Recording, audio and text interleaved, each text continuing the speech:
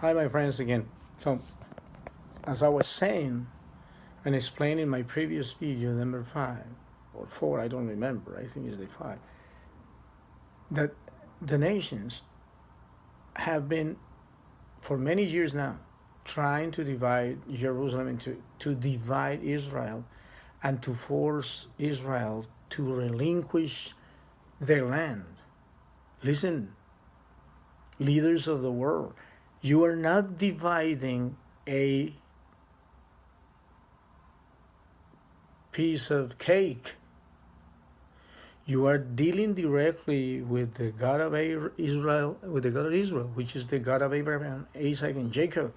And in history has proven that anybody, whoever, and all those nations who have tried the same, no matter how eloquent and how rich or wealthy you are, you're trying to do something that you willingly ignore that is against the God of the Bible. And the God of the Bible, or the Torah, he is going to fight against those who fight against Israel. Why don't you understand that? Do you know why? No? Don't you know? Do you want to know? Because you try to willingly ignore the moral principles of this book. Even if you don't want to accept that the moral principles this book speak of, set the fear of God. And if you would read it, you would fear out of your heart, with respect that this book is inspired by the creator of the universe. And he is going to defend Israel no matter what. Now, I can imagine all the kids in 6th grade or 5th grade, and all the students in the high schools, back to this book. This world will explode in a concert, singing to the God Almighty and pray and worshiping Him and thanking Him for the presence of Mr. Donald Trump in this presidency and Mr. Mike Pence.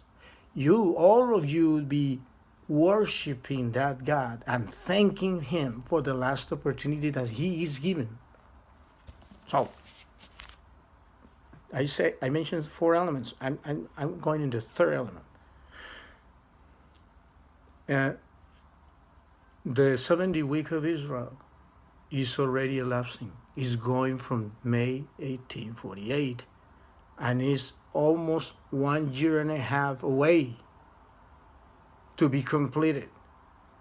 Maybe you have never seen that away, but I saw in Israel, when I was in Israel, I explained in a previous video that I talked to the tourist guide, and he saw my cap, and he said, you believe in Jesus, in Yeshua? Yes, I believe.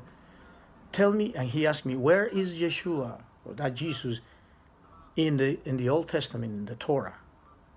And he said, and I asked, and I promptly, because I have studied the Torah, למה, אני לא מבין למה את היהודים, הישראלים, אתם לא מאמינים בישוע, משיח, אתם לקחתם. To the Jewish people, respecting the protocol of God, first to the Jew, then to the Gentile. So he asked me, and I said, if I answer you that question, would you believe in Jesus Christ? He hesitated a little bit, and he said, maybe. Okay, so I gave him the opportunity.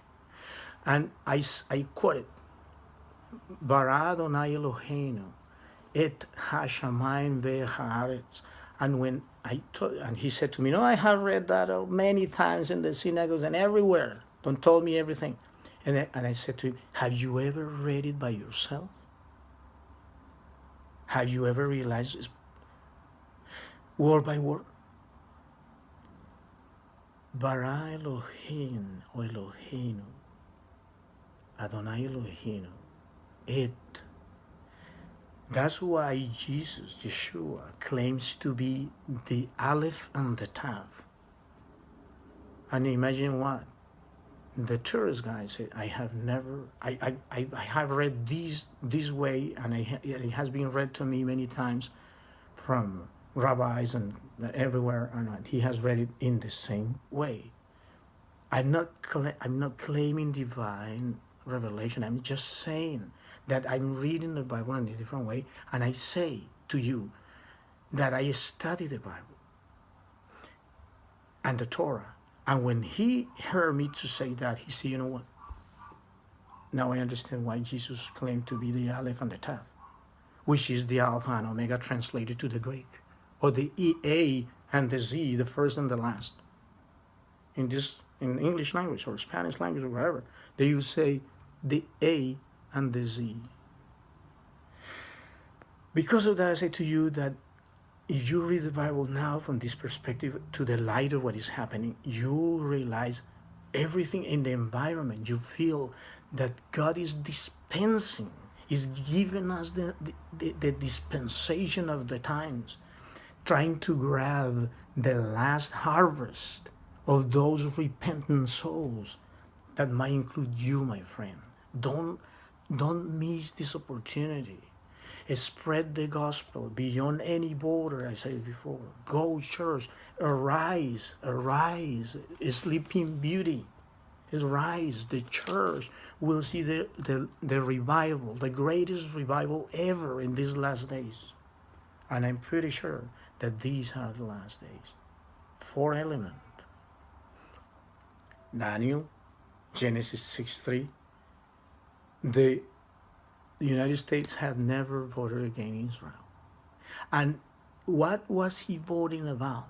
Dividing Israel, dividing Jerusalem and taking it away, and uniting forces with the enemy of Israel. Those who want Israel, other than the Jews, they don't want the Jewish people. They want Israel and Jerusalem. They have a lot of land. They have a lot of wealth. They can go somewhere else.